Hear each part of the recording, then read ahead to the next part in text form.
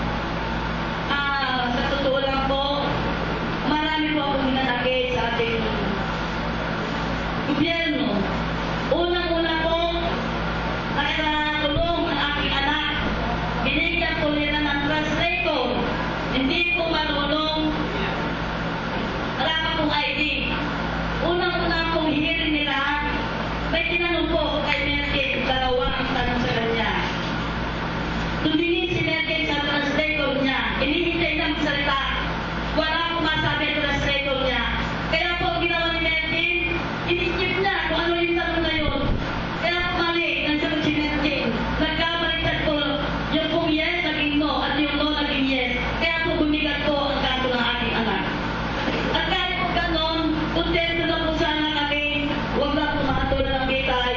Dahil nakita po namin kung gano'ng mabait ang mga tao sa Indonesia. Kaya po, kontento na kami, nagtatabi-tabi po ako ng pera. Araw-araw po yun. Sa parang tumawag yung aking anak at manghihingi po ng pera, pinapadala po, ako po ang nagpapadala sa aking anak. Ako rin po ang nag-aalaga sa kanyang dalawang anak. Ako po sumusuporta. At kasi po yan pa po, may sakit yung tatay niya noon, halos 10 taon po pinapagtrabaho yung tatay niya. Ako po lahat. Yun po, gano'ng mabigat ang dinala ko noon. Nakakulong ko si Merkel 5 taon. Nakakulong na din po ang pamilya ko ng 5 taon. Dati, mahirap lang kami. Ayun na sa amin, maski magtitira lang kami na asin. Alam kami niya sa tagunan. Nakakatulong po kami na maayos. Pagkakain po namin, tulong. Pero ngayon po, kung ano nangyari ni Merkel yun, hindi ko kami makatulong na maayos, hindi ko kami makakain maayos. Dahil natakot po kami sa bansa ni Christine, naiisa-isahin kami. Kaya hindi ko kami nakatulong na maayos. At ngayon po, ang masasabi ko lang po sa mga tao ngayon na hindi po nila alam ang pinagdaanan namin. Na sana po bago nila ako nagkahan, pakinggan mo muna nila ang aking panig. Kung nakita lang po ninyo ang itsura na anak ko, narating na anak ko ang isla. Pupunta kami dadawal sa isla, dahil inilipot na po siya, dahil bibitay na po eh. Napunta po kami sa isla. Nasubukan po namin tumakay ng bus sa maliit. Tumawid po kami ng dagat. Pagdating po namin sa, pagdating namin, sasakit po kami ng bus, malayo po kami ni Merlin. Puro po kami po, napakapal. At pagkikita ng